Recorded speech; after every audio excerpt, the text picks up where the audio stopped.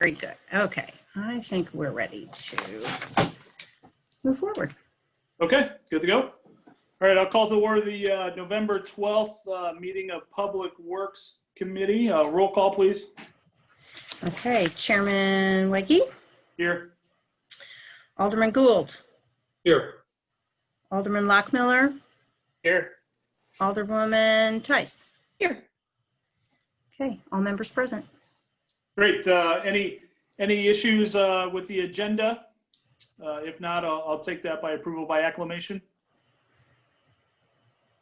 Okay, we have no announcements, appointments, proclamations, or recognitions, which moves us into citizen comment.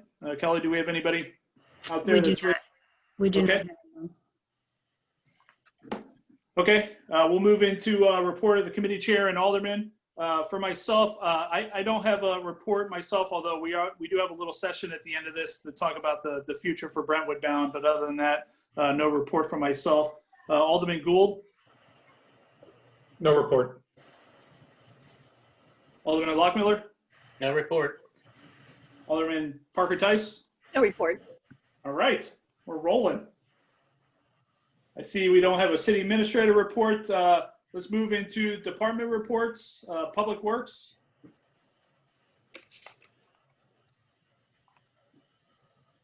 Dan, I don't know if you're out there. Yes. Or Yeah, if this just is had to covered under unmute. yeah.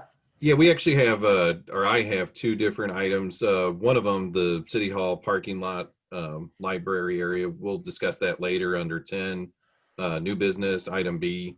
So I won't get into that. But the other one is the composting grant update, and that's right below it, which is item B underneath the department report. So if you recall, way back when in July, we talked about submitting for a grant with the Department of Public Health with St. Louis County. And instead of doing a recycling cart grant like we typically do, we submitted for compost units.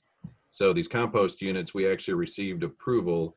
I'd submitted for $6,000. They kicked in another $1,000, so they want to give us up to $7,000, with the additional $1,000 going towards compost pails, like you would keep in a kitchen to collect items within your house to take out to the compost units.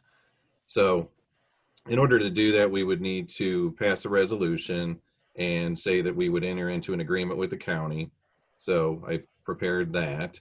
And the other item that we would need to do before we get too far along would be amend Section 235, work with planning to adjust that, since it doesn't follow the best management practices that the compost program should. We'll work with Missouri Botanical Garden and others to make our program follow modern, best practices. So that's pretty much it in a nutshell. You can see where the funds are coming from. I listed that in there. And, we would purchase them initially. And then what we need to do later is figure out how we do a cost share. If you want to do a cost share, that's part of the sustainability program or committee's questions that they'll have to answer. Typically, the county said that there is a cost share. Manchester was one of the most recent cities that was awarded it, and they did a cost share. It's up to us to figure out what seems fair or justifiable. These units range anywhere from like right around $100. You can get ones a little bit less, a little bit more, but sweet spot's probably $100. That's it. Yeah, and Dan, just to provide clarification, when you say cost share, that would be cost share with residents that are potentially getting those. And our thought process Correct. is, as we're standing up the sustainability committee, we could ask them to provide input on how we choose the residents and what kind of skin in the game they would have on this going forward. But that doesn't change what action is needed here today. And Dan, I thought there would be a resolution that goes with this. Aren't you needing a resolution that we're committed to this to move forward?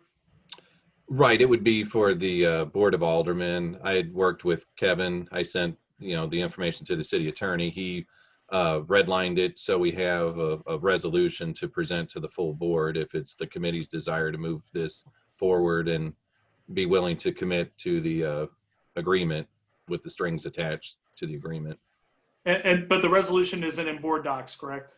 Not yet. We haven't seen the final. Right, because version. I was waiting for your decision. If you approve it, then obviously we need to have that resolution, which is already ready to go. Okay. I'll open it up to questions from the committee.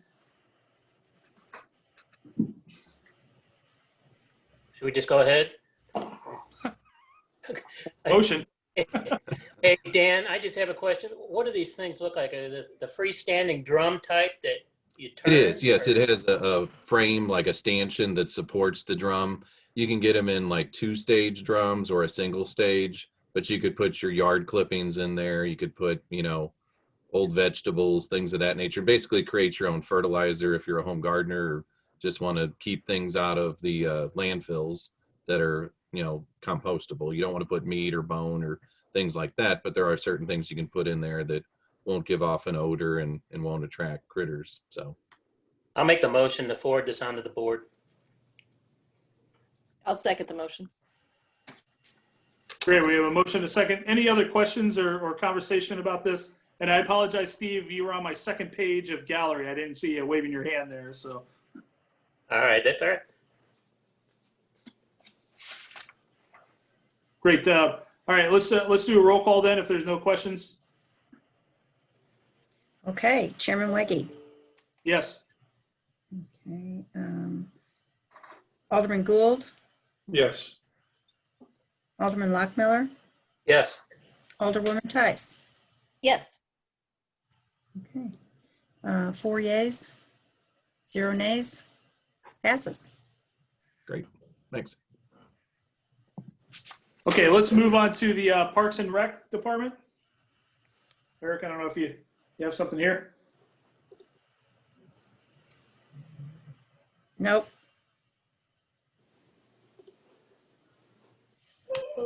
Fantastic. And then Planning and Development Department, no report. Kelly, is Hang on a minute. Eric's trying to talk. How about now? All right, There he is. for some reason, I'm not in presentation mode, so I have no video tonight. So I'm providing my November department report. I have 2 quick things. The first is the phase 1 trail naming. We're providing an update on the department's typical trail naming protocol for the potential trail for phase 1 trail that runs east on Hanley Boulevard. We basically have 4 trails and we name them after Missouri native trees: the dogwood, the maple, the oak, and the redwood. We recommend that the new trail continues this naming practice and we name it the sycamore. Not only is the sycamore a Missouri native, but we're going to have a number of sycamores planted around the phase 1 trail. So you'll be, as you go down there, you'll see a number of sycamore trails. So that's our recommendation. If everyone's okay, we'll move forward with naming that trail the Sycamore Trail.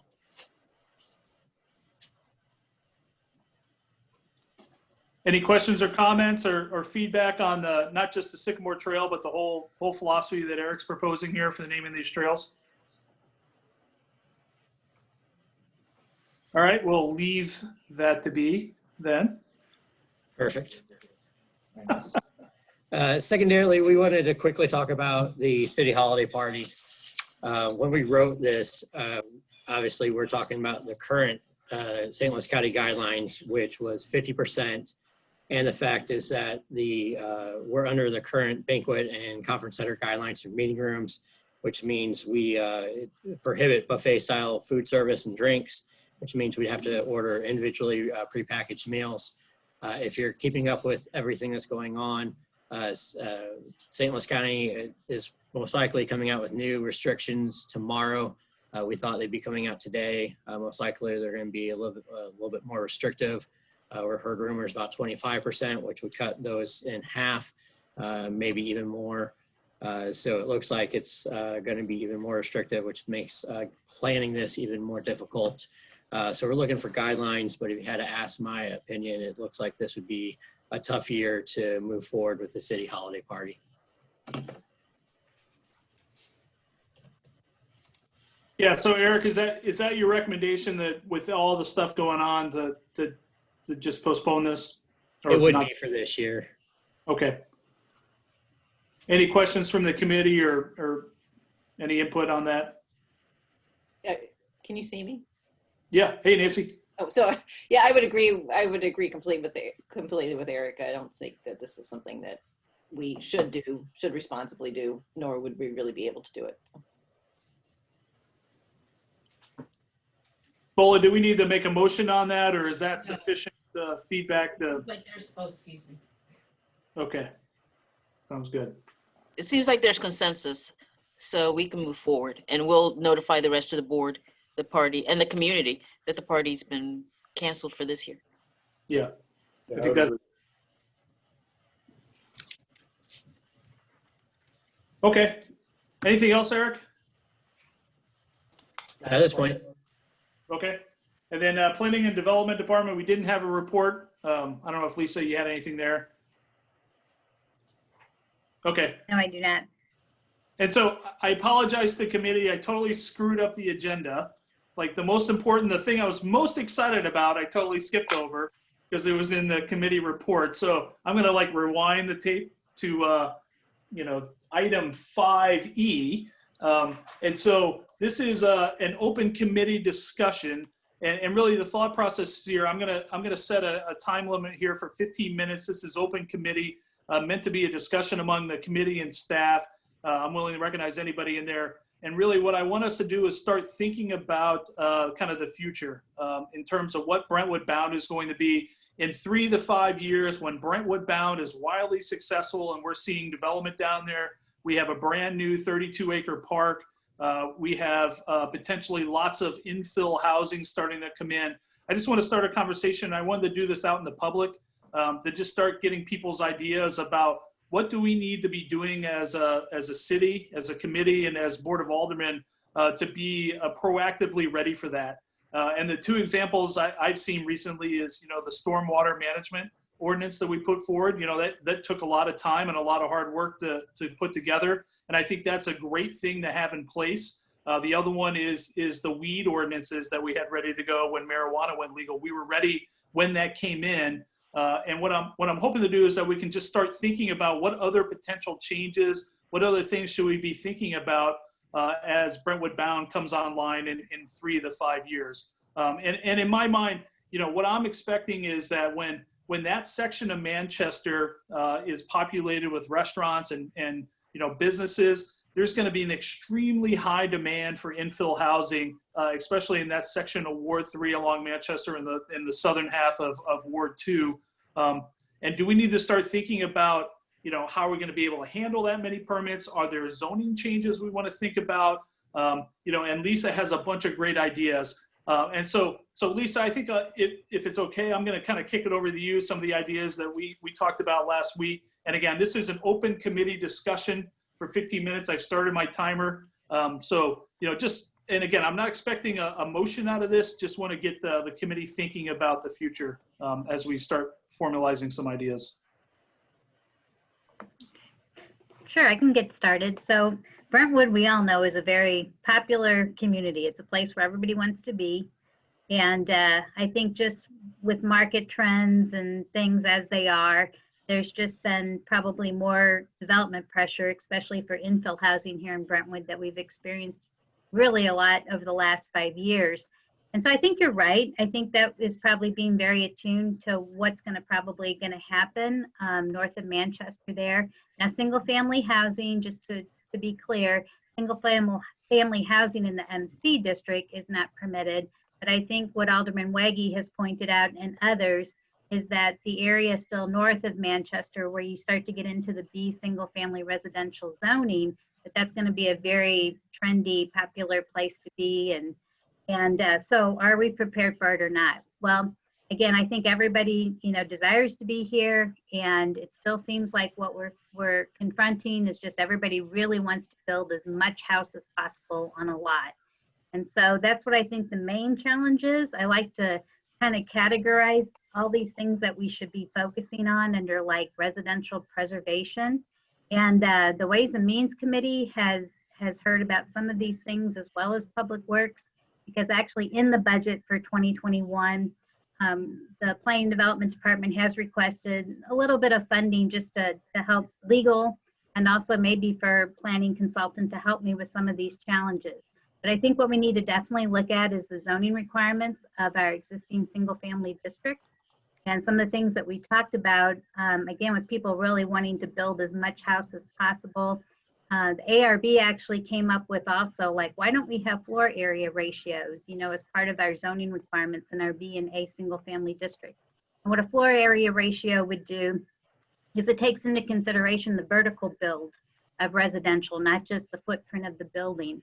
And so that would help in terms of sometimes what we hear at ARB review meetings is that, boy, that's a really big house. I'm living in a 1-story ranch or cottage, and here now they want to, you know, build a 2-story, 2.5-story home just 5 feet per my window. So probably having some kind of floor area ratio would be a really good, new zoning requirement to consider.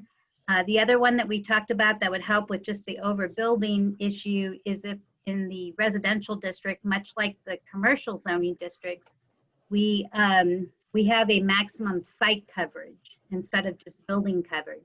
Our residential districts right now only have building coverage. So what we say is if it's a principal or an accessory structure, you do have a maximum of how much building you can put on your lot. But a site coverage would take in other impervious surfaces. So with a site coverage, we could go ahead and calculate patios and driveways, which again would really help then with the stormwater challenges that we have. So that would probably be a good addition. And the other things we've talked about then is just coming up with some design standards or design guidelines that would, we've had that at the ARB review where some people coming in with their plans, they don't really know what the city's expectation is for what type of housing we're looking for and why. So I think coming up with some very constructive design guidelines would help that we could share before people even submit their applications.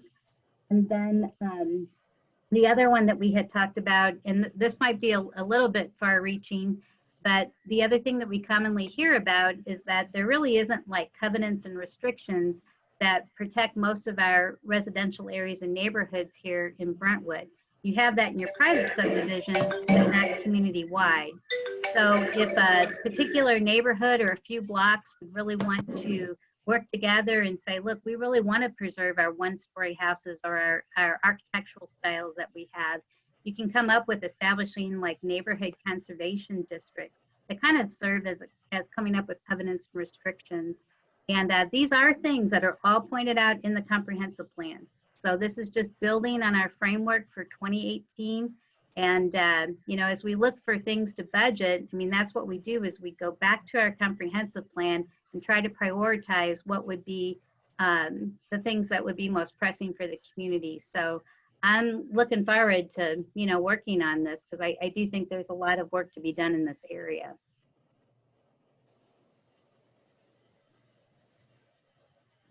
Yeah, Jeff.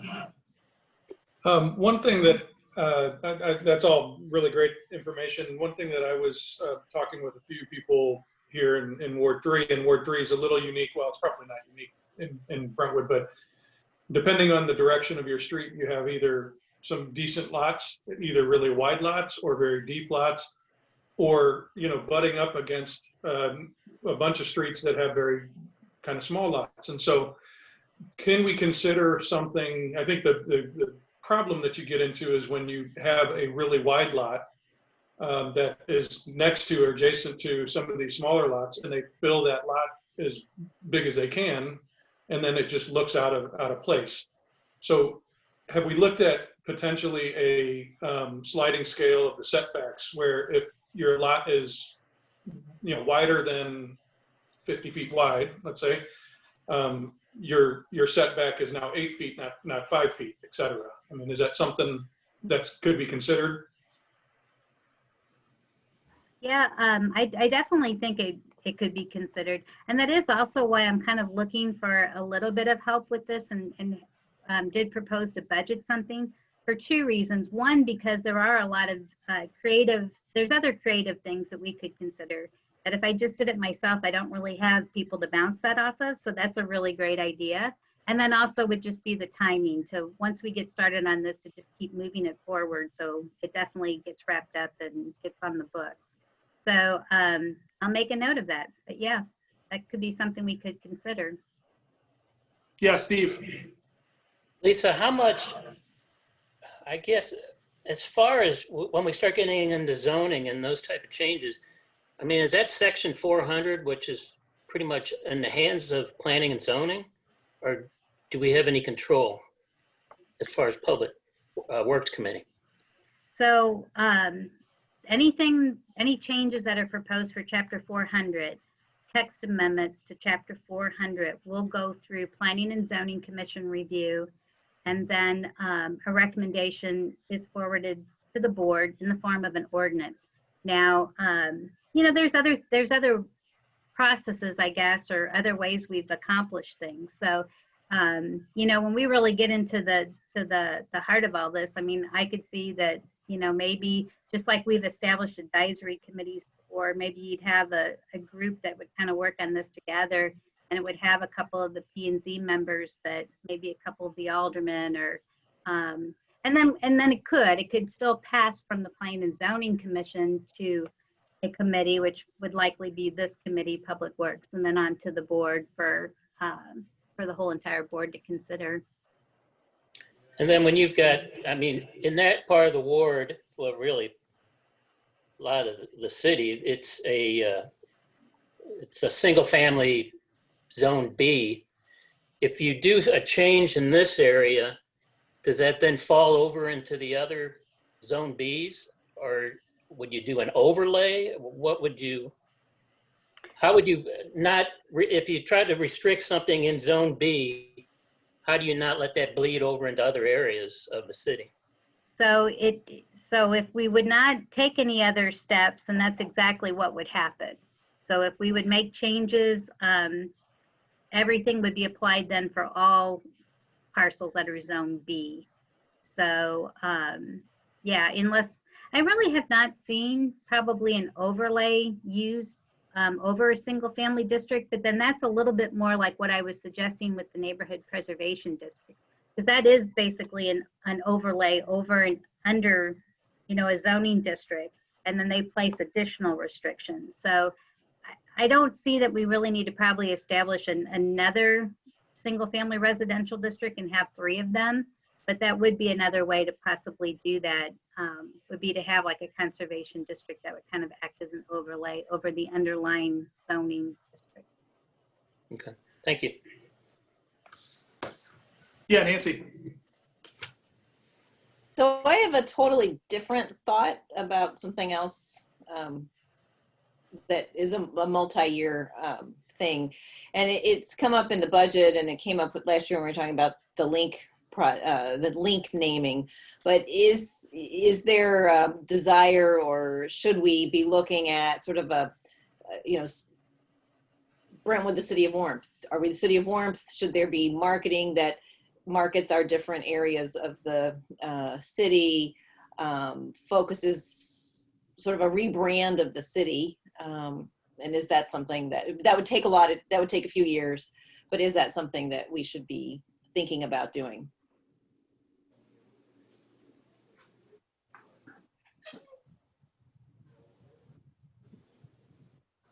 Yeah, I don't know if anybody has an answer for you, Nancy. I think that's a good thought, though.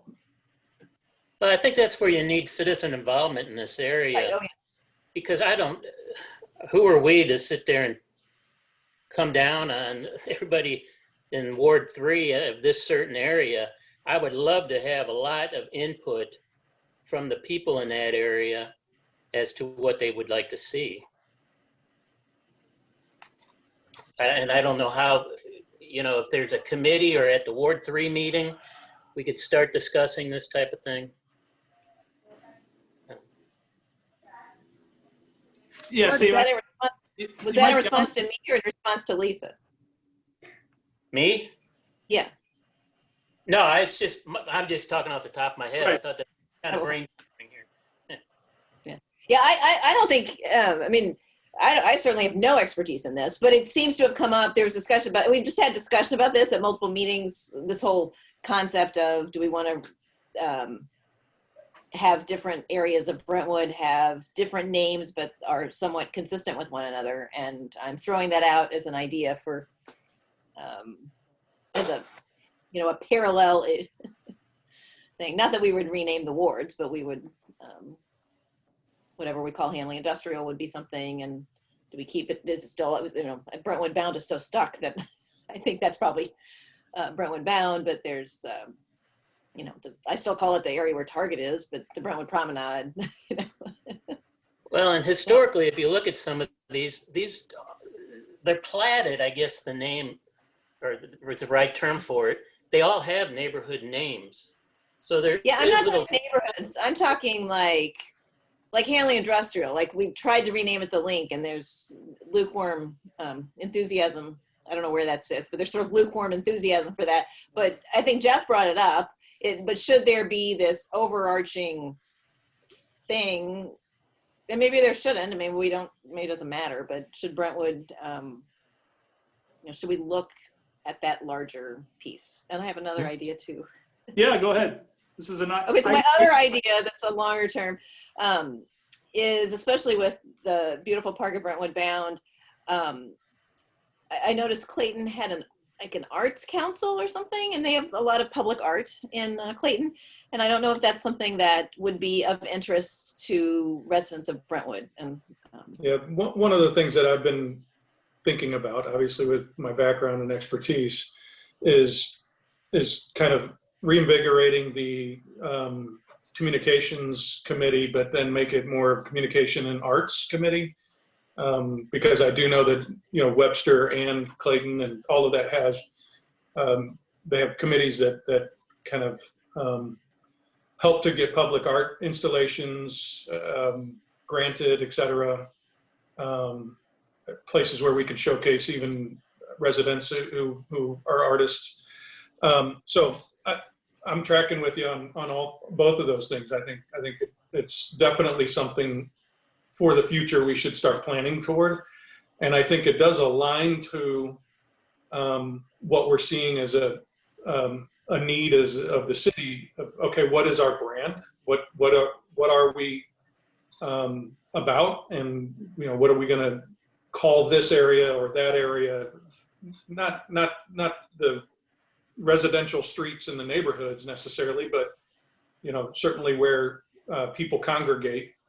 The sense of place is what is in our master plan for a long time, but what are those places called? What do they feel like? What do they look like? What's the signage and everything? So I think that's important.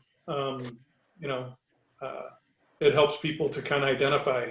You look at what happened with the Grove and some of the other areas of town that have successfully done that, and it makes a big difference, creates energy. So I'm with you. Yeah, so one thing I've heard in this conversation is, maybe an appetite for getting more citizen input. I don't know if forming another advisory committee is the right thing. I feel like we're firing those off left and right now. Maybe that's the right way. I mean, would it behoove us just to have a citizen sensing session and just kind of, as much as possible, get some people in a room and try and get their thoughts about this, especially in Ward 3, about what they think the future of this is? Sure. I mean, is that just a waste of time? I mean, if it's not productive and we don't get actions out of it, is that just a waste of everybody's time? Obviously, as a representative of Ward 3, I care about Ward 3 quite a bit, but I want to make sure that we don't get caught up in Brentwood Bound area is a Ward 3 only thing. The entire city benefits from this district, and the entire city should have an input on, some of the things that are going to be developed or some of the ways that it articulates itself. So I definitely wouldn't limit it to just a Ward 3 thing. Yeah, and I agree. And I think I guess I was thinking about in terms of the housing, because it's going to be Ward 3 footprint housing. I think there are a lot of dimensions on this, right? I mean, do we want different housing codes? Do we want to have covenants? Do we want to do we want, floor area ratios so we don't get, houses that fully expand? And especially in that area, they're much smaller lots and they're honestly lower cost construction techniques. So they're probably going to be a prime target when you have restaurants right along Manchester. for knockdown. Do we want to do something? And then also, are we operationally ready? Are we going to be able to handle 2 or 3 times as many building permits as we're handling right now? Are we going to be able to handle 32 more acres of park ground that needs to be maintained with our current staff? And maybe those are budget decisions in 2 or 3 years, but I think there's a lot of nuance on this. Well, we're going to be coming off a heck of a redevelopment commercially of that area. So we better have our planning and the development in place already, because there's going to be quite a bit of building going on in that area, even over the next, I'd say 2 to maybe 3 years. Right. So I would think we'd already have that infrastructure in place to meet those needs of the commercial development. And I guess, Lisa, that would carry over into our residential, right? Well, So you- again, I think having the MC district already established is a huge help, because it even helped with us really how we decided to kind of orchestrate the RFP that we sent out and everything. So I guess the concept, the same concept should carry over. And again, I don't know that it means that we need to create a new zoning district, but No, I mean, think just- oh, go ahead. I mean, sorry. I mean, just in staff to handle, if Oh, we have housing boom north of the MC district. I mean, yeah. you're going to need staff for what's going to go on in the MC district. It's going to Well, get busy. this COVID has been something like, I just wouldn't have predicted how COVID would have impacted our department this year. We are so far ahead in permits and inspections and development and permit fees. And so, yeah, this has been already a test and wasn't even really probably contemplating that. So this is something we should probably be able to contemplate, that we'll have more developments happening at kind of a more shorter time frame. So I don't have tonight. I know we were just gonna again kind of cap the discussion off after an amount of time. So Yeah. and I know you guys understand I don't have any kind of recommendations really, at this point, but it is definitely something we should consider. Can Okay. I ask a question before we close it up? Can you expand a little bit on the design guidelines that you're thinking? Obviously currently our ARB, they sit at 2 or 3 people, 3 people right now. Who would be given input on those design guidelines? Would we be seeking their involvement, but also outside of the city? How does that work? That process could go anywhere really the board would want to take it. I definitely we would have the ARB members that would be part of that. I think the intent of it is that even though a lot of the housing stock kind of comes from, say, 3 decades or so, when you get into certain pockets in Brentwood, though, there are a lot of similarities, like these streets over here and these blocks over here. So I think what we were looking for was, because that's really what the ARB is supposed to do. They're supposed to be taking cues from the street and from the housing types and so forth. But usually, again, what we're reviewing is pretty similar no matter where you're at in Brentwood. So I think, again, the design guidelines would start breaking out maybe more of the different architectural styles, and then again, taking different characteristics of those and kind of pulling those out. So, but how we would go about it in terms of, do you just work with the ARB? Do you get like a working committee together until the design guidelines would be developed? I'm not in a position, again, to even probably make a recommendation on that tonight, but there could be multiple ways that we could get that done. Okay. All right. So we're at 15 minutes. Again, I think the intent of this was to kind of whet our intellectual appetite on the kind of thought process we're going to need in the next couple of years on these things. This has been fantastic discussion, and I think this kind of shows that this is a multifaceted, I don't know. I think there's some things that we can proactively do here. So I think this was a good, just kind of like kick it off kind of thing for the committee and open the thoughts. And I'm sure we'll all be talking about this again in the future. And I'm sure we'll have probably another session in the future. Okay, with that, let's move into new business. So 10A, I know we're kind of randomly going through the agenda here, but the HVAC repair services. I think that's Eric. Yeah, so we put out an RFP for to find a firm to do preventive maintenance and repair services for our HVAC system at the Brentwood Recreation Complex. And we got 4 proposals, and we unanimously selected DECA Services for a couple of reasons. DECA has a long service working with Daikin units. They have a number of municipal clients, Baldwin, Creve Coeur, Fenton, Lake St. Louis, Maryland Heights, Overland. And they've also been the HVAC contractor at the Brentwood Firehouse for the past 3 years. And so Chief has indicated they've been a really great choice, and he highly recommends them as well. Their annual cost was a little bit higher than the contract with the second highest score, but their after-hour emergency rate and repair rate is lower, considerably lower. So it actually probably evens out their annual cost. So I gave kind of their yearly cost and their emergency cost. We had budgeted 20,000 because we're kind of used to what we had averaged out in the past with our previous contractor. So we're probably in line with what we might have with the annual costs and after hours costs. We might actually be saving a little bit of money, which will be good. So we'd like to recommend moving a contract with DECA to the full board for their approval.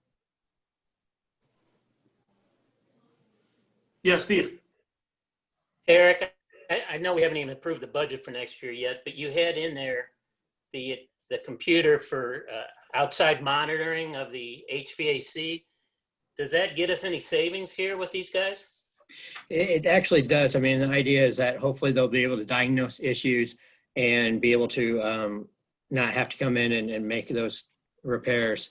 I did talk to Chief because actually the fire department with the recommendation from Horner Schifrin actually put in the exact same computer system in their building.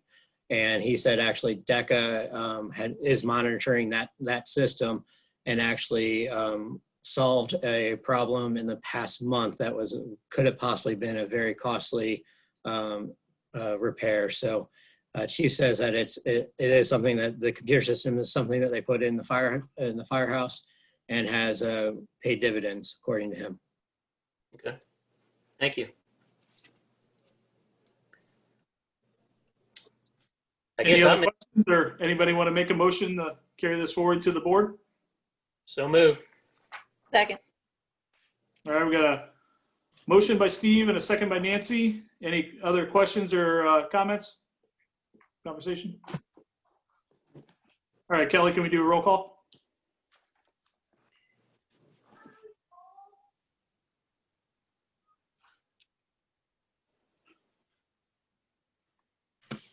Sorry, I apologize. I was muted.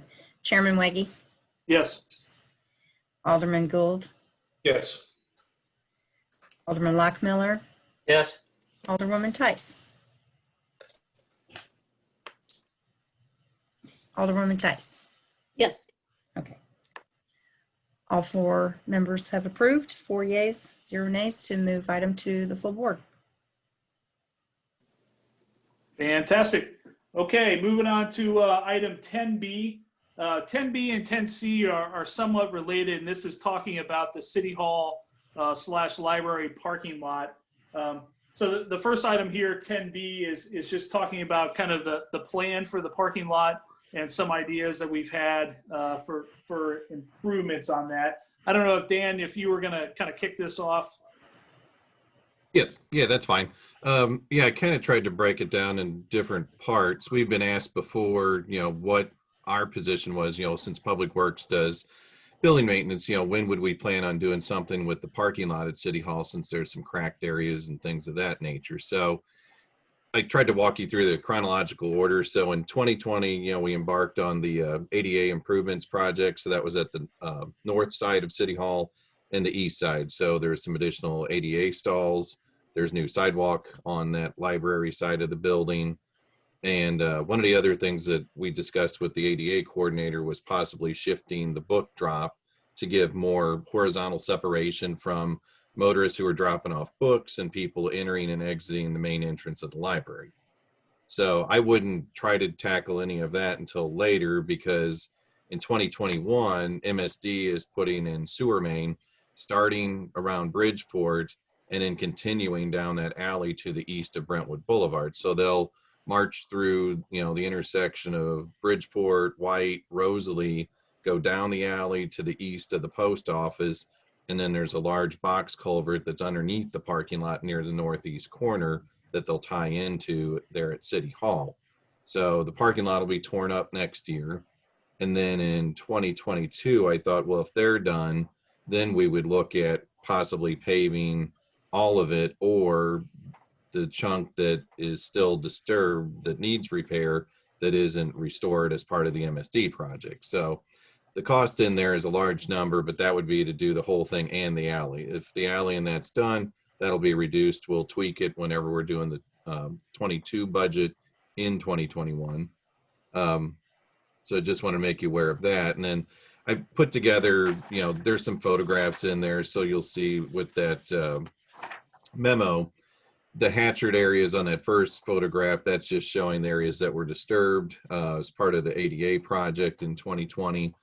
And then I included the MSD drawing, so you'll see some manhole numbers going in that alley. Tried to highlight or shade the building edges for the post office and City Hall. And then that little red polygon that's below that, that would be possibly for the book drop. We'd have to have input from the library, but by no means are we going to put it there without input. We just wanted to kind of see, would it fit? Because you would still want it such that a motorist would be able to drop off books on the driver's side, but put it close enough that the library could still use it. It might shift slightly south of there.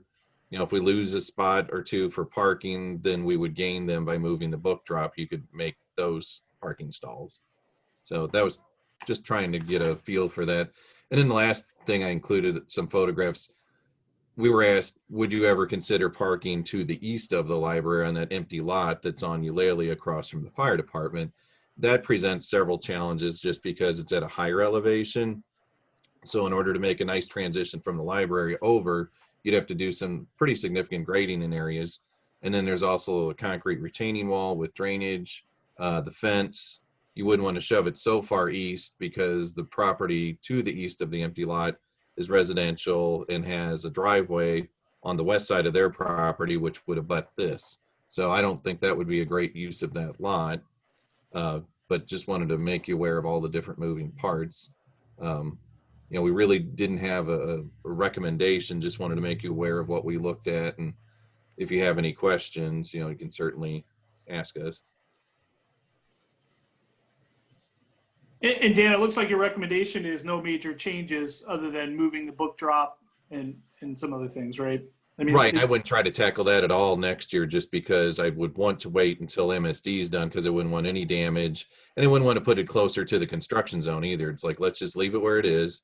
And if we can meet with the library and figure out a better area, so be it.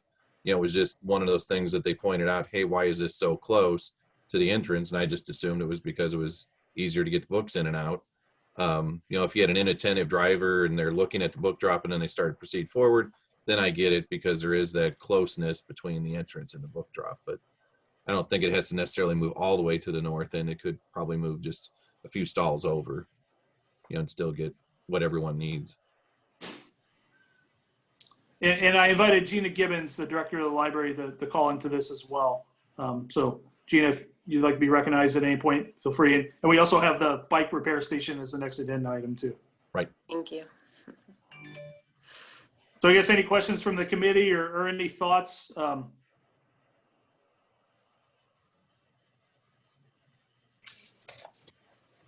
Okay. No.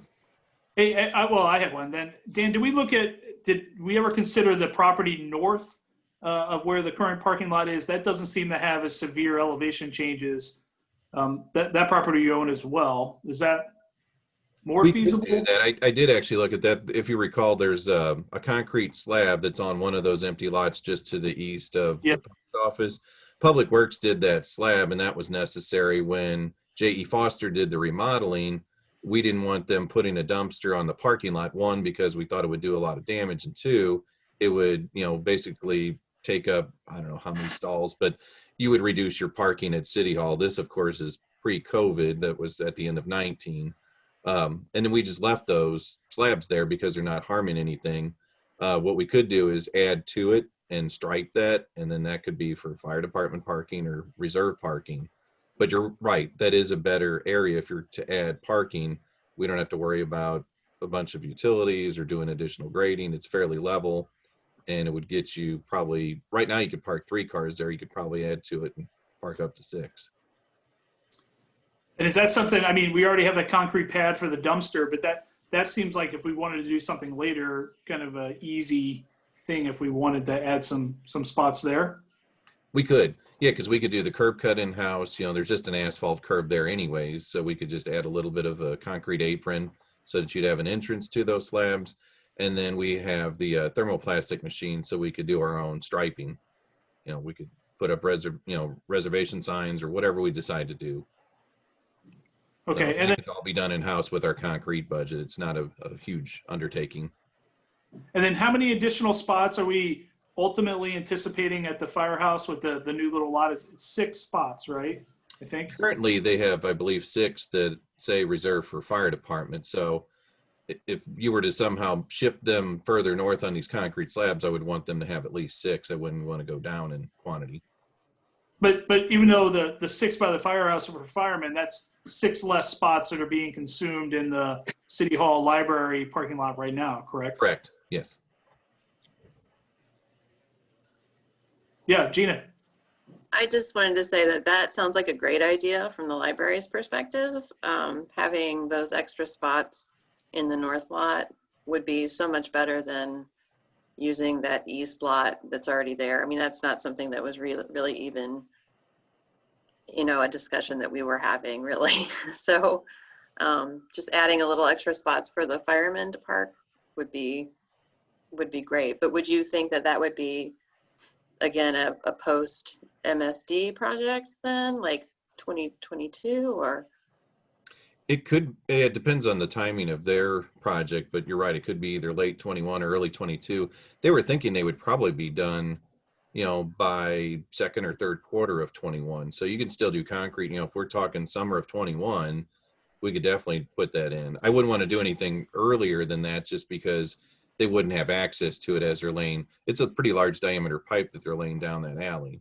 Mhm. So we couldn't give them a slab and then say, well, we did the slab and now you can't use it. So. But we could do it. I would kind of want to wait to see what they do. I don't want to damage anything and have to do it twice. But I agree with you. It could be done, as soon as they're out of there. Okay, thank you. But Dan, there's still an additional parking lot next to the firehouse that we're planning to put in, correct? And maybe that's the BOLA. As part of when we put the elevator on the outside of the firehouse, there will be additional, and I thought it was 6 parking spots there that we were planning to put in as well. There is plan for some parking, but the original thought is that if the city were to add the elevator, part of that lot would also be used for that. So I don't remember off the top of my head whether exactly 6, but there would be multiple uses for that parcel. Right. Okay.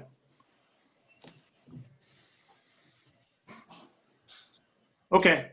So do we need any kind of motion, or is this just kind of an idea kind of session as things come forward? It sounds like there's potential for that additional northern area for more spots, additional spots coming in by the firehouse, and an opportunity to move the book drop. Gina, I don't know if you have any thoughts about moving that book drop or what the rationale for that or good or bad is for that.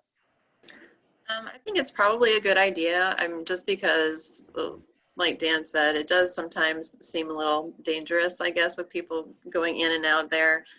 And I know people, if they have a lot of books that they're dumping, it hold up traffic. So I don't know.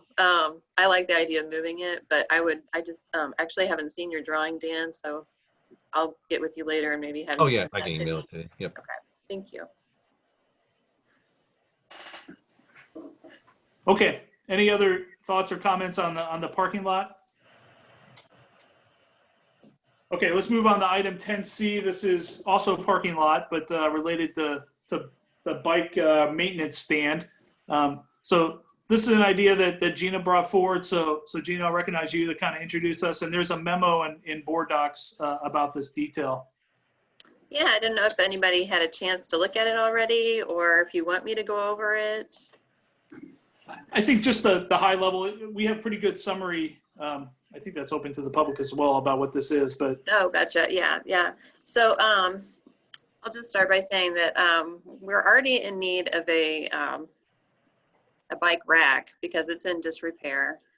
And the current area that the bike rack is in was also, what did you say? It was excavated partially by the ADA project. And so I thought, wow, that would be a good idea to get a new bike rack and also perhaps introduce a bike repair station, which is a column that has a hook you can hang your bike on, and it has tools attached to it,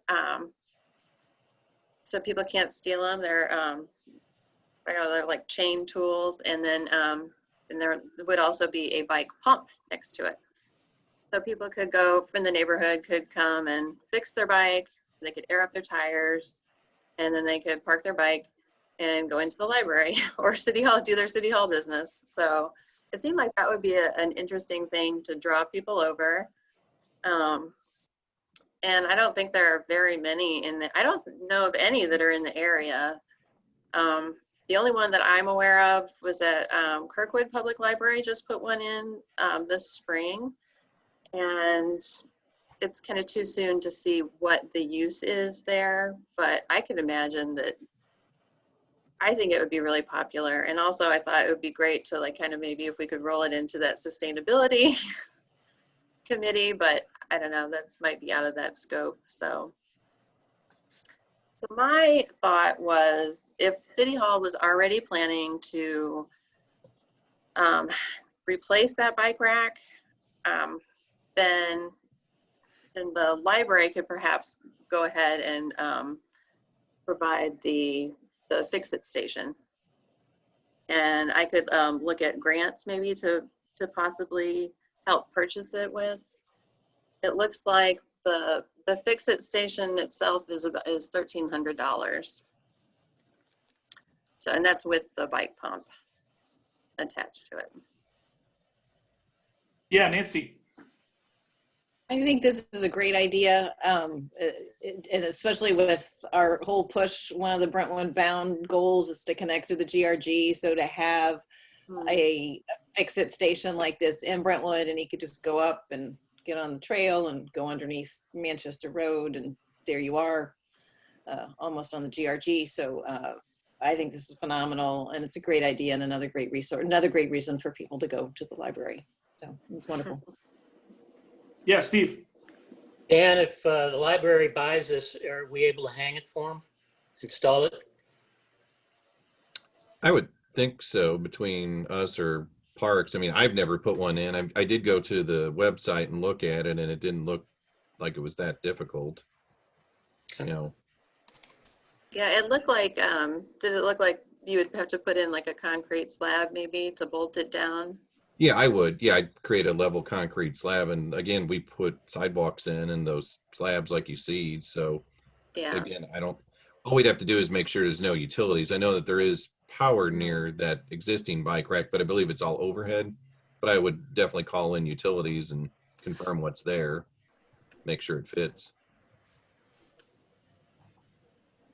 Okay. Well, I'll make a motion that the city replace the bike rack and at the library's expense, help them hang their repair kit. Second that. All right, we got a motion from Steve and a second from Nancy. I guess I have one question. I mean, and this is the BOLA, are we going to spend more than $1,300 to make sure, you know, there's not liability or anything we're taking on by the liability or by the library providing this fix-it station to us, or would this be easier just for the city to do? I think it's a brilliant idea. there's one right by Great Rivers Greenway down in Webster as well, if you want to go see one to the board. Very good question. We would need to run this by Kevin O'Keefe. Jenna, they are now, the library, the Brentwood Public Library now has their own legal counsel. So, and their legal counsel has been in discussions with Kevin. So I think we could, if they do it, we would need to make sure there's coverage for, liability. However, if the city does it, then it's all on the city. Mm-hmm. So it's, either way. I mean, there's a simpler way to do it. I don't remember what the total cost of this is. 1,300. 1,300? Given the city's budget, it's negligible, I think. Right. It's 2.5 hours of Kevin's time. Right. And I that's think just- it makes that's sense just for for the the city kids. to just do it. Yeah. All right, I'll amend You mine. have money in your budget for this? Is this coming out of sustainability then? Ability, right? It could. We do could. have a budget in there, but it's for 2020. I'll amend my motion then to pay for it out of this sustainability fund, or whatever you want to call it. And buy I'll it for, second. and we hang it or install it. I'll second. We have an amended motion and a second, and yeah, I mean, there's still sustainability funds, to my understanding, for 2020. So if we get this done this year and buy that equipment, then that should all work, right? Bola? Absolutely. All right. Nice. All right. Any other questions or comments? Hey, one quick one. Dan, this isn't in the way of that MSD project then, right? No, the MSD, the good question though, the box culvert ties in closer to the northeast corner, like where Karen Karen Burns has those plants on that manhole. It Okay. ties in like right there. That manhole actually feeds into that box culvert. So what we're doing over at the other corner won't impact it. Good. All right. And I'll say if this passes, then I just request that we have a sustainability committee ribbon filling upping entire session when this thing kicks up. So, okay, Kelly, can we do a roll call, please? Okay. Chairman Waggy, Yes. Alderman Gould, Yes. Alderman Lockmiller, Yes. Alderwoman Tice. Yes. 4 yeas. Motion passes. Fantastic. Yay. Thank you so much. Thanks, Gina. Thanks for calling in. Yeah, my pleasure. I'll see y'all later. Bye-bye. Bye. Too. Okay, moving on to item 10D, the Norm West Park Event Lawn Pavilion. And again, the intent of this was the discussion from the budget meetings, to start getting some direction and understanding of what the intent of this building is. So I don't know if Eric, if you're going to kick this off. Yeah, so we have Dave Kane and Michael Browning from Christner here with us tonight. So they'll be able to talk to you guys to talk about the programming of the building. We're basically here to answer questions and move forward with this. As we move forward with the grant application, we just used the conceptual rendering and the cost estimate that we had for Brentwood Bound. And that's what we did moving forward. So we're happy to start this discussion. We're excited about having the pavilion down there. As I've said from the beginning, we are excited about having Norm West Park being a destination location and integrating it with the redevelopment area. And I said, I think you can spend your whole day down at that Norm West, or down at Brentwood Bound, in between Norm West Park and the redevelopment area. And I think that this pavilion does play an integral part of that. So we have David and Michael, and we're happy to start the conversation.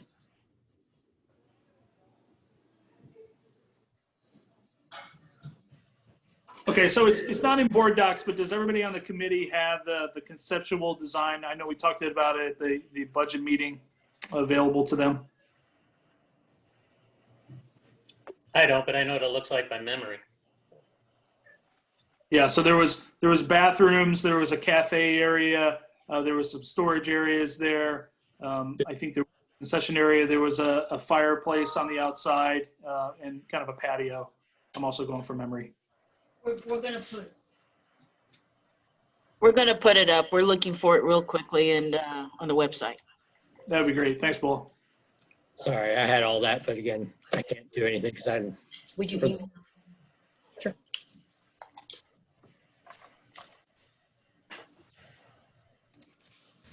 I guess maybe a good place to start while that's happening is an understanding of what the $370,000 grant covers. Like, do we have a good sense of what the guardrails are on that grant, and what, you know, if we just put a bathroom down there, would the grant cover that?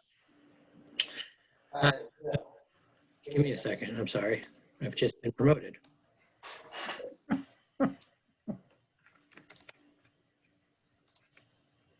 Oh, sorry. Now you have to look at me. All right. As I'll try to do multiple things. Let me start. So unfortunately, the grant is, when we wrote the grant, the grant is for the for a pavilion and for bathrooms. Again, with indoor and outdoor seating. Again, based on the conceptual drawings or conceptual rendering that we had. So we are basically we're based to that scope. We did talk to we are based to a little bit of the did speak to the city attorney, and we talked about that. And they are the city attorneys also work with the municipal park grant, so they're the same attorneys that work with them. And basically, if the grant scope changes, the grant would be reduced proportionally to any reduction in scope. So if let's say that we try to reduce the scope by 50%, the grant would be reduced by 50%. So it would be tied to that. So again, the reason we use the what we had is because that's all we had. I mean, that's the only thing we've had since we started talking about Brentwood Bound. And so I had to give them something, had to give them some sort of rendering and some sort of cost estimate. So that's what we did.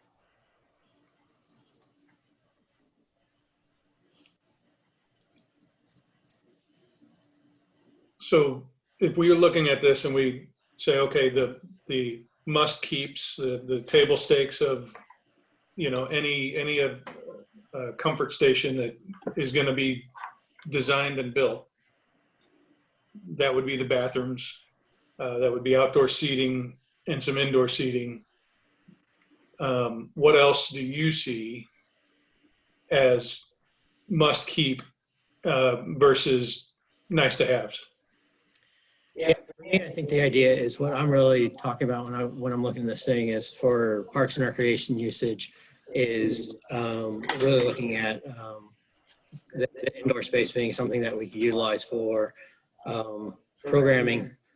So an indoor classroom space, storage. So when you're needing tables, chairs, even a blackboard type, you know, those type of things that you're going to be using for programming, for rentals if we turn it into a rentable space. It'd be nice, especially if we were turning this into a nice place that we could use for everything, somewhat of what I'd like to call a galley kitchen, something that would have a place that you can keep food cold, something that you could warm food up, and would have somewhat of a window that you could serve food out of, that it's not just basically an open area where you see everything. So you get a little bit of a, like I said, a galley kitchen that we have kind of like the at the Brentwood Recreation Complex, not meeting room A, but what's next to meeting room B. And obviously bathrooms, which is the key.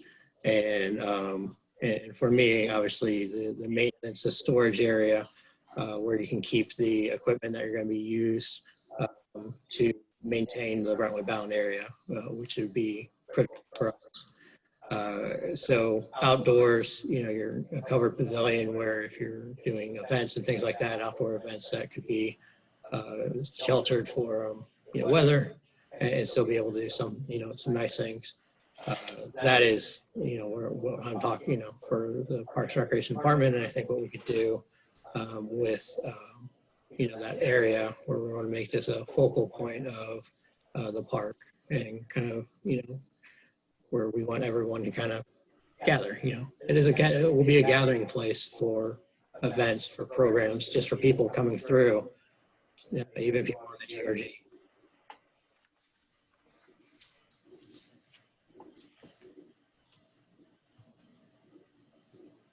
Yeah, Nancy, and I apologize, I can't quite see everybody to recognize you, so just shout out if I can see you. So I have a question about this cafe entrance. So is your vision that this kitchen would always be up and running, and that there would be like a concession stand kind of a thing at the cafe that would then serve the park? And how would we staff that? Like, I guess that outdoor cafe entrance, if you could just talk through how you envision that and what the staffing impact for Brentwood is. Sure. And again, this conceptual design was done without any staff input. I personally would not want to have a cafe. I don't want to be running concessions down there. That is something that was done when the design team first put this together. When you think about all the conceptual drawings that were done, which are beautiful, and I love them all, but the comfort station, the playground, the trails, the amphitheater, all those were done without staff input. So I never had any input on this when these first came out.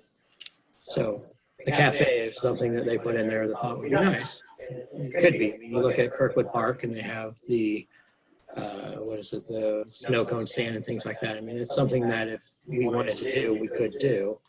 And you could lease that out, which is what other people do. I would prefer myself just to have a nicer indoor space that you could then use for, like I said, a classroom for programming, a nicer rentable space that you could do indoor, outdoor sort of rentable spaces or rentable functions, and then other things. So I myself am not sold to the idea of the cafe.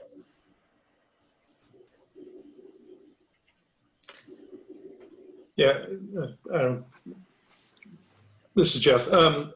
I think that's where some of the discussion about if we're going to invest the money in the design of this building, I'd love to, personally, I'd like to see some more gestural concepts of, hey, here's a few examples of what some of the other municipalities around, whether it's in local, our area, or even best in class in some other parts of the country, options of what we could do with it versus here's what here's the parameters that you've given me and here's the design, take it or leave it kind of thing. So I think that's where, some of the concern was that we start to look at this efficiently in the beginning so that we can, maybe take a little bit more gestural approach to it. So it's not refined, finished drawings and design, but, here's a concept for if you were to do it this way, or a concept if you were to make it more streamlined and it's simply just comforts, the bare minimum of comforts, and it would cost, $1 million, but if you mapped it out and here's a $2 million building, you know what I mean? I think that's where getting an idea of the range, if we start to trim some of it down to just the essentials, how much are we looking at? And then we kind of know the investment level or the appetite that people might have toward adding in some of the additional nice to haves. I do agree with you that I like the idea of a multi-use indoor space that could be used for programming or be rented out. I think that, classroom style setting, that can be easily modified. The space inside could be modified. So if you wanted to partition it. And I think that's smart. Obviously, very good facilities that people don't mind going and using while they're in the park because they want to stay there long, and so they can go into the restrooms. I think that's important. Some things that may not be as desirable is do we need the maintenance shed there? In that, is that the vision for maintenance of the whole Brentwood Bound area? Do we want it coming and going out of this, nicely designed comfort station? I guess would be a question of mine. It may make some really good sense, efficiency wise, to have that there. But I do think some of the things you said, the storage for indoor classroom style tables and chairs, et cetera, is important to design into the space.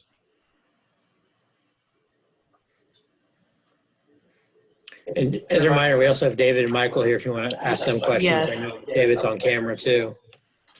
So before David starts to speak, I just want the committee to know, I need to lower the volume here for a minute. In preparation for the project at hand, over the past week, Eric has provided them with the list of programs and events that have been done in the past at either Brentwood Park or other locations that it would interest staff to move them to Northwest Park. And with the list of all these programs, he has put numbers to it, numbers of people who attend the different programs. So David and Michael would be looking at that as they begin, analysis on programming and what the facility needs to look like. So David, Michael? Thank you, Bola. Can you guys hear me okay? Yeah. All right. Let's see if I can get my volume to work here. So thanks for having us. Again, my name is David Kim. I'm one of the owners of the architecture firm Christner Architects. We're located in Clayton. And so appreciate having the opportunity to work with you guys on this exciting project. I'll be the project manager on the project, and then with me tonight is Michael Browning, who's going to be the project designer. So I'm going to rotate my laptop briefly so Michael can do an introduction for him to you guys. So here we go. So you guys can see me. Hey everybody, I'm Michael Browning, an architect with Christner, and gotten to know the project just a little bit now, reviewing the materials which have been provided to us, and looks like it's going to be a really great project, and excited to be participating with this. One of the things that I had shared previously with Eric and Bola and Craig Schluter with Navigate was recently we had experience, and actually Michael worked on this project. It was an outdoor classroom for community school, and I'm not sure what the square footage of that was, but probably, well, it was 4,000 or 3,000 square feet. It was an outdoor classroom that was sized for basically 2 classes of kids to be in it. So it has a capacity of about 20 to 40 people, and trying to remember now the square footage. So sorry to put you on the spot. It was pretty small. It was about 1,000 square feet. Okay. That was the size, yeah. And so not exactly the same, but a very small building. And then we did a few years ago, it's probably been 6 years ago, and maybe Eric, were you involved with the city of Clayton at the time? But we did a pavilion for the city of Clayton and Shaw Park. I think it's called Enterprise Pavilion, and it's a big outdoor pavilion with a small adjacent building with restrooms. So we have some recent, I guess, similar experience, not exact building type, but something similar. So just wanted to share that with the committee. So would it be possible for the committee to get that list of that programming and that we're using as the design guides for this? Oh, absolutely. That's just one of the many resources that we're providing? Absolutely. We'll load it onto this meeting packet. Okay, and then, I mean, and Steve, I'll get to you in 1 second, but, you know, this seems to overlap significantly with our Busy Bee building, right? And that's in the Parks Master Plan to rehab that. Does this replace the need to do that, Eric? I would think so, honestly. I mean, when you talk about the master plan and things like that, you know, when you talk about a destination park like Hanley, while I think there's still a need for pavilions, obviously, and rentable spaces, I think what you do with the Busy Bee would change a little bit. So I think you have a little bit of a different, you have utility restrooms, but maybe you do a different type of pavilion in the main pavilion at Memorial Park, and something different with the Busy Bee. So when you, it would be a little bit of a change there, definitely. Is it a change? I mean, right now, I mean, we were thinking at some point we would have to rehab the whole Busy Bee building, not just the bathrooms, but that classroom space that goes with it. I mean, does this eradicate the need to have a classroom space there that we would spend money on other than the bathroom rehab? Well, I think you could look at it a couple of ways. I mean, we might be getting off topic a little bit, but I think what you could do with the main pavilion is just do a pavilion bathroom combo, and then you have your bathrooms in that pavilion, and then you wouldn't have that indoor space. Okay, and then on that list of programming, you know, I think there are important questions we need to ask about, you know, if we are running a snack bar out of there, whether it's city employees or we're contracting it out, you know, what is the impact to businesses in the area, or, you know, like the Snow Cone Shack? Are we competing with them then? Or Bonaventure, you know, are we starting to cannibalize our actual for-profit businesses by having something like that? Is that something we want to do? And maybe we do. And then also, like, I assume music on the menu is one of the programming things that was provided for the event lawn. Do we want to provide food as opposed to having those food trucks come in? I think these are the kind of things we need to think through, the use cases on this event space. And again, I think that's one of the reasons why, if you ask my opinion right now, I'd say that's why we don't want to run those type of things. To run a prototypical concession stand typically is a break even at best proposition in concession stands. And you see a lot of Parks Department moving into a contractual, contractual basis. And even those, you're taking away space if you're doing that. And so that's why, in my personal opinion, I'd rather not use the space more as an indoor-outdoor classroom, indoor-outdoor rental space, and run that space. Especially if you're going to have, hopefully, be able to walk to the new redevelopment area and find a smaller cafe or a smaller restaurant or someplace there that you can then just walk back to the park and enjoy. The idea of the small galley kitchen is then, if you're renting the space or if you have an event, is to have a place to serve food out of, not to run concessions. Yeah, Steve, go ahead. Well, I just wanted to make sure, if we're just doing these internal, within the building, interior changes, we're not jeopardizing that grant whatsoever. The grant is based on funding, the expenditures and based and square footage.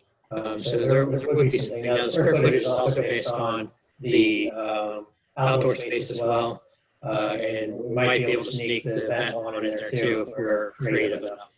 And I think I could probably be creative enough. So with David and Michael's help, so I think we could probably be creative in those ways. So I think we can get around the square footage part of those ways. We do have a legal opinion that was issued by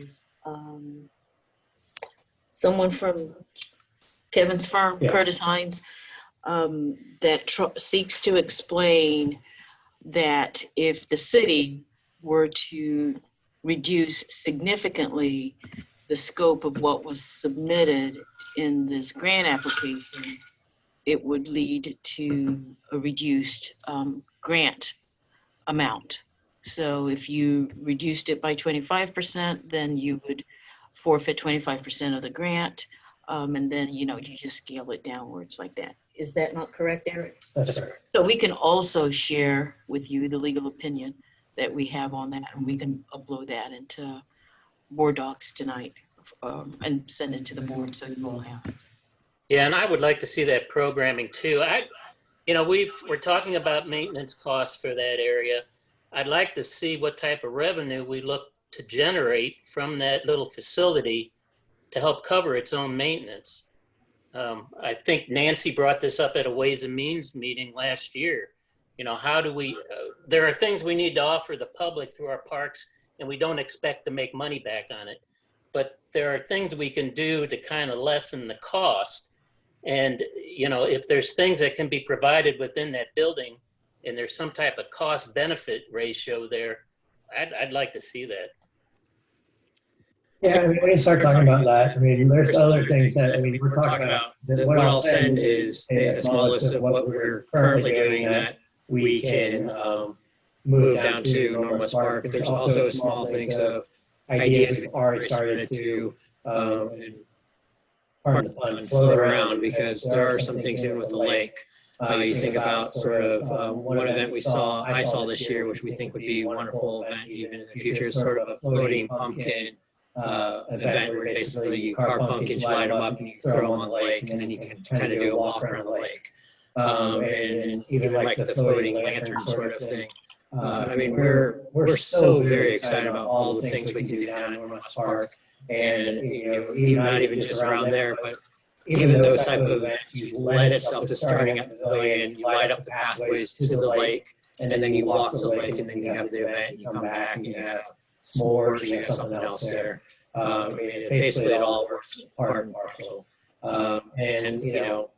As much as I love talking about revenue, don't get me wrong, we do live and die by revenue, don't get me wrong. I think it is, when we talk about something, hopefully we talk about economic development a little bit too, and you look at the city's comp plan. The city comp plan talks about, holding community events and festivals at public parks to support quality of life and attract visitors to the area. And part of the comp plan also talks about making sure that we have high quality parks and recreational facilities to attract visitors that would add to the economy and support local businesses. So I think part of what we do too, by doing this, hopefully generates business to the new redevelopment area too. So if we bring people down to events, they walk over to what I hope will be a new beer or wine garden, and hopefully generate taxes that way. We have an event, maybe they walk over to the restaurant afterward, we bring in tax revenue that way too. Again, I see us working in tandem with economic development as well. Great. Thanks, We've Eric. uploaded that list to board docs, so if you refresh, you should have it.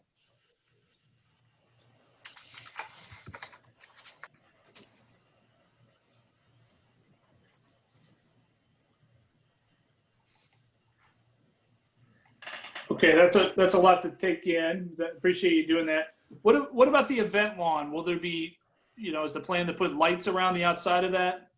I know that was a I'd question. like to. I'm sorry, I might have cut you off, Alderman Wiggy. No, go ahead. But yeah, I think the idea is there's different things you can do. You can do lights around the outside. A lot of places, if you think about, you've been out to 9 Mile Island or 9 Mile Garden in Afton, or if you've been out to, I always get it. Was it Town and Country? Yeah, Town and Country. They kind of have like the older sort of lights, that kind of the string lights that go across the lawn, where it basically gives you kind of an ambiance feel. There's different things you can do with lighting that would really kind of give a nice kind of look and feel to it. So I think we'll look at a little different, a couple of things, and we can talk to you guys about different options, honestly. Yeah, Jeff. Not to state the obvious, probably is something that's already on everybody's mind, but or consideration set anyway. This is still likely going to be an area that floods. So whatever we build would need to be able to withstand potentially getting some water in it, unless it's being put up on an elevation that would be out of that flood area. I just want to make sure that whatever is designed with the intent that, if it floods, it's okay. We're not going to get into some major overhaul of renovation and reconstruction for stuff like that. So just design considerations as we move forward. The good news, all that area is out of the floodplain based on all the new Clomar maps. Okay. It's got to be to build it. Mhm. Can't put a structure in a floodplain, Mm-mm. correct? Correct. All right, I'm just making sure. Unless you're in Chesterfield. True. Sorry. I would like to recognize Lisa. Lisa, I saw you came online. Is there anything you want to add to this? Well, so my understanding, I back what Eric said, that by the time we get done with post flood mitigation, the base flood elevation of this structure should be out of the floodplain. You can actually do structures in the floodplain, but then you have to do flood proofing measures. So that would be our desire that, again, this will be out of the floodplain, so we won't have to do extra flood proofing for it. So just kind of a clarification.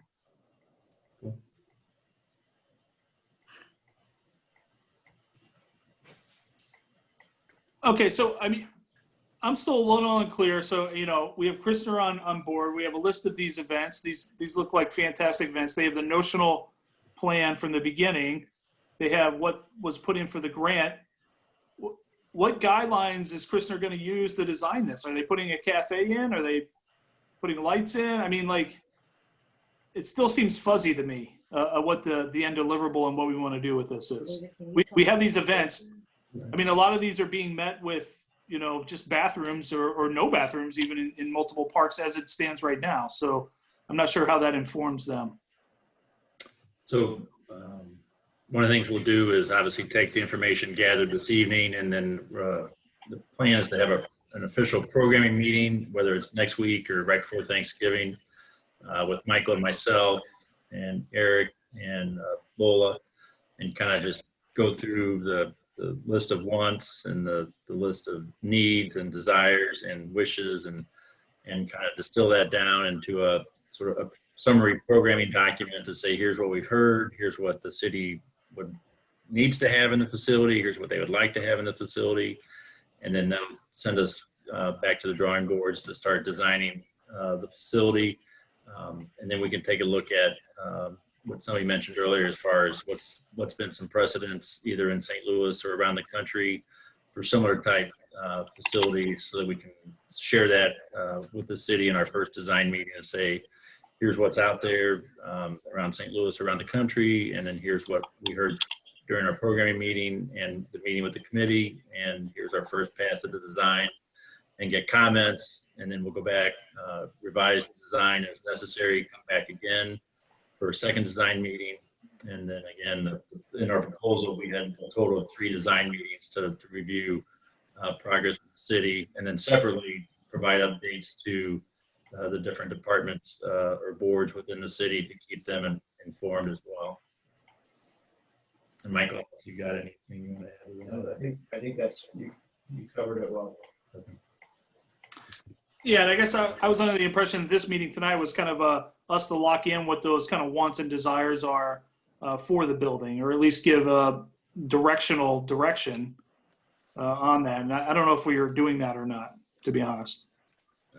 I see think, and I think I see it as part of the process. So yeah, you know, these guys design these things all the time. Eric's got the credentials to be able to take what we're asking him to do. I don't know why we are building a pavilion tonight. Let's let them go ahead and design it and bring it back. I mean, we're going to design everything we do in the city. That's what we hire department heads to do. Yeah, so Steve, I don't see it as we're designing it, but you know, I think there was a lot of consternation when people saw a cafe and a kitchen in a pavilion, and the concern is that this is now being scoped as a $2.1 million building, right? It'll be the 3rd most expensive building in Brentwood. Well, that's because he doesn't have a design to put in front for a grant. He's got to throw a rendering at it, you know, in time to apply for this grant. You know, if we'd done all these rendering or these designs earlier, well, then it's easier to do, and he's got our input. But the guy just had to throw something at it to qualify for this grant. We've tweaked it. Now let's see what they bring back. Do you feel like we've tweaked it, Steve? I mean, do you feel like we're giving constructive input, or do you know what you're going to get on the back side of this? Yeah, I do. We're going to get that building without a cafe in it. And it's going to be a learning center. Did I hear something different than that?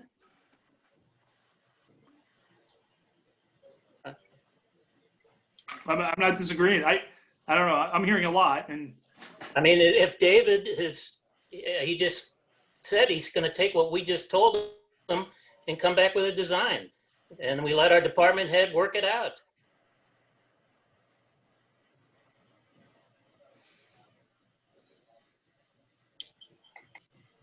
If I may interject, please. I see this very similar to the renovation that was done at the community center. So when the city started the discussion about what's going to be there, are we going to move City Hall there? Is there going to be a second floor? Are we now going to compete with the center of Clayton and the Heights and have, you know, a gym and a basketball court? That whole discussion went on for maybe 10, 11 years. I'm not certain. And then the board finally agreed with the selection of, what's their name? Chiodini. And Chiodini came and started something similar to this and started the programming and listened to the committee, listened to staff. And as they continued to do the design, 30%, 60%, and they were doing cost estimates along with that. And so it evolved. The demonstration kitchen was never part of the plan.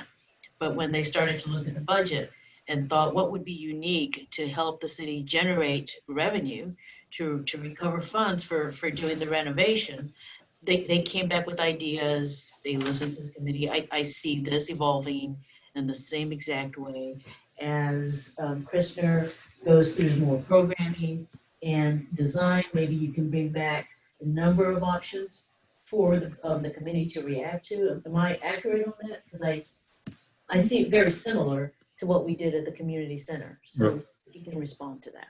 Yeah. One of the things that we'll typically do in the design process back in the office, and Michael and our design director, Jeff Ryan, they like to look at multiple options. And so a lot of times we'll try to generate enough options that we can bring something back that might be 2 or 3 options on their first pass to review with the client to say, we can do it this way, or we can do it that way, or we can do it this way. And to get to those 2 or 3 options, we generate actually maybe 8 or 9 options quickly in the office, but you don't see all 8 or 9 options because then that's going to be overwhelming for you guys.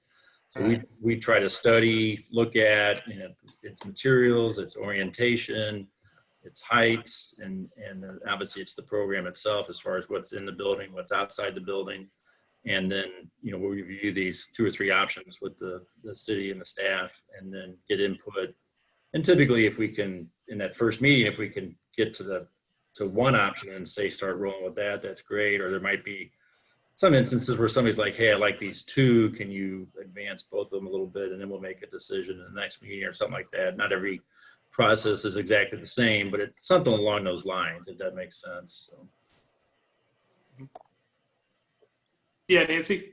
Makes sense. Yeah, so I am comfortable with this direction that we're taking, but I would like to add that I'm under the impression that I'm assuming we're going to have a great destination playground. But I heard something tonight that was a little troubling to me, that staff had no input to the renderings that are in the things that were shopped out there. So I'm comfortable with this, but as we move to the playground next year, if we could spend a little time talking about it even before we go for a grant, and maybe those renderings can be sketched slightly differently. I mean, I don't know what to put in a playground, but you know, like, but maybe that's, all of us have seen that. And we're like, I don't know.